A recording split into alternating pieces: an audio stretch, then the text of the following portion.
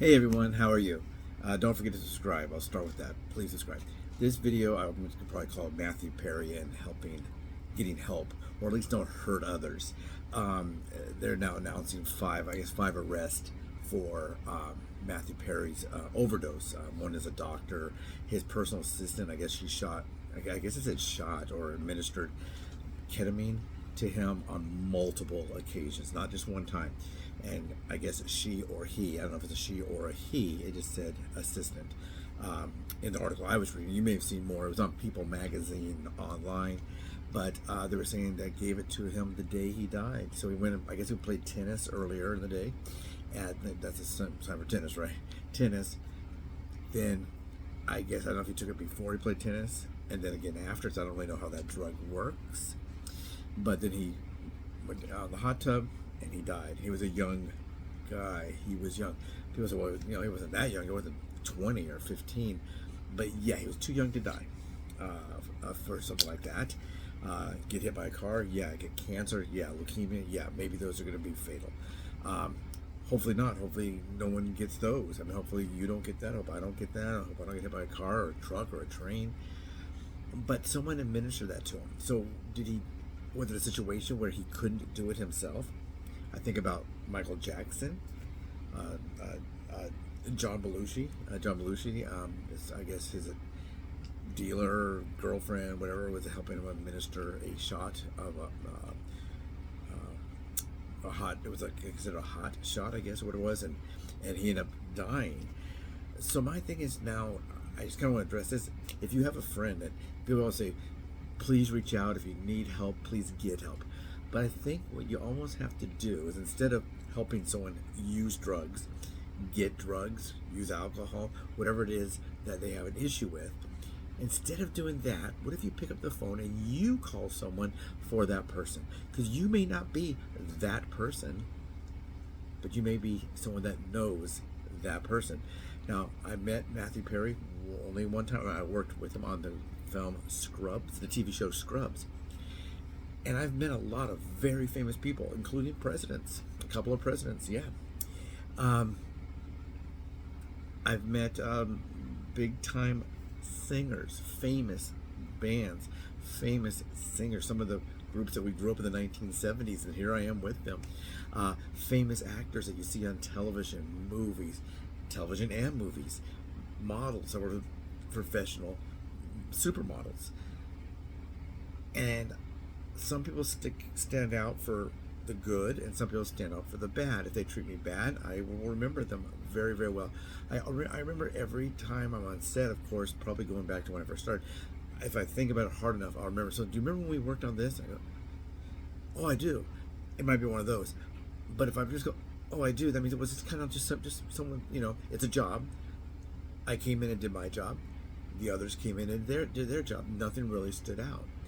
Other times, someone that's one of the principals way up here, maybe I'm background weight, I'm the lowest level, they're the highest level, and they come over and talk to me and say, hi, how are you doing today? I say, oh, I'm doing fine, ma'am, sir, how are you? And then they say, sure is hot, isn't it? Oh boy, it sure is. And then they say, where are you from? And I, oh, I'm from California. Oh, so you're used to it. Oh no, I'm not used to it. They go, well, it doesn't get too cold out here. I said, yeah, you know what, you're right.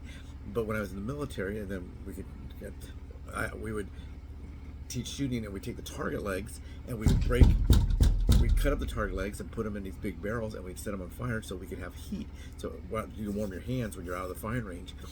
Well, the first people that would come to the barrel to rub their hands were always from like New York, New Jersey, Chicago, South Dakota, and the people in California just kind of just walking around because we're used to the California winter, and they thought they probably would never dress for warmth here in California because they're not used to it. Oh yeah, that's interesting. And I'm from, and they'll tell you where they're from, and then you get this conversation. Then they come and they might ask you another question. When you if you talk about teaching shooting, you're always gonna get some kind of response. Kind of like a doctor, like, oh doctor, I got this pain right here. Or if someone walks up to you and says, what do you do in the military? I taught shooting. Where they can say, oh, I have a gun. If they say, what did you do in this? What did you do in the service, David? Oh, I was a mechanic. Oh, I have a car. No, never. Oh, I had a car. Oh, you're a chef? Oh, I eat food. No, but you teach shooting. They want to tell you about their gun, their grandpappy's gun, or my great grandfather was in the Olympics and he shot a rifle, blah blah. But anyway, so you get in these conversations. So you remember, Matthew Perry was very nice, very nice. I had a limited time with him. We had a bunch of bees everywhere, honeybees, and they were real bees, and they got all over our faces and our arms and everything. And I didn't know that when you get one on you, people say, well, hold still, hold still. You're supposed to actually flick the bee away gently. Go away, sweetheart. They're usually females, female honeybees that come out to patrol the nest area where the queen would be. So they have the scent of the queen, and they can move the bees around because they think the queen is there. And they can draw them back, and they use smoke, a little smoke pot, smudge pops, what they call, and they go like this to move the bees where they need them. And I think some of them probably did die. Some of them probably did. No, I don't think anyone got stung. I don't think anyone got stung by a bee the whole day, and we were there for 2 days. The weather was bad, so we had to come back a second day. But he was asking me about bees, and we were talking just small talk about bees. He was a famous person. I was not a famous person, but we both are talking about bees that we didn't really know much about. And we both are being educated about bees. And I told him it was really hard because I wanted to put on some antiperspirant before I left. And they said, don't use anything with a fragrance. And you look at the fragrance-free deodorants or antiperspirant, they all had fragrance. And they said, well, you should put milk of magnesia under your arms.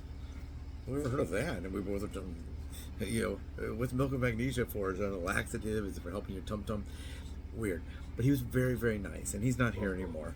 And maybe if somebody in his circle would have tried to reach out more, he might still be here.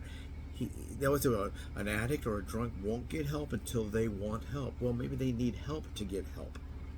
I don't know.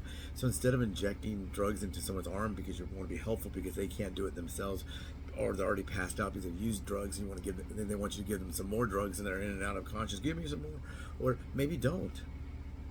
And dial 911. I don't know. Just my thoughts on today. Matthew Perry, a very nice person.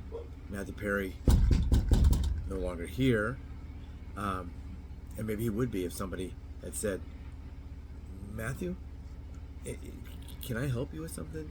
Maybe we can get you some help. I mean, he has the resources. He has money. It wasn't like, oh, I'd love to go see Dr. So-and-so. I'd love to go to the Betty Ford Clinic, but I don't. He had the money. It's also insurance. He has insurance through SAG-AFTRA. He was insured. So it wasn't like he couldn't get any help. My dog is barking, as you can hear. Thursday, I was telling you, was the day they do the lawn work out there, and she likes to talk to them over the wall. Do they like it? Probably not. Right now, when they do the and the zzz and make all that noise and the break, she doesn't really bark at that. She doesn't bark at the noise. When they're sitting there relaxing, eating their food. One time, they were all eating burritos. They had burritos. They are Hispanic men.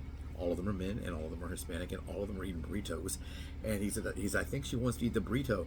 And I said, no, she doesn't really eat burritos. She has plenty of food. She wants to talk to you. And so he came and talked to her, and they kind of got this rapport. But anyway, that's what I'm saying.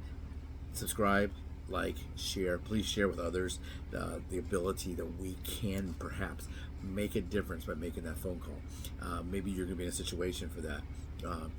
I wasn't in that situation. I wasn't a friend of Matthew Perry's. I wasn't his buddy. I wasn't someone he could call on the phone. I didn't give him my card. He said, well, if you ever want to go to the firing range, Matthew, here you go. No, nothing like that. We had no correspondence really after that, but he really stuck out as a very, very nice person. And sadly, that nice person is no longer with us because of drugs. And they said now others were helping him to use those drugs. What if they did not? What if they didn't help him use the drugs? What if they helped him to stop using the drugs? Is it possible? I don't know. What are your thoughts? Take care.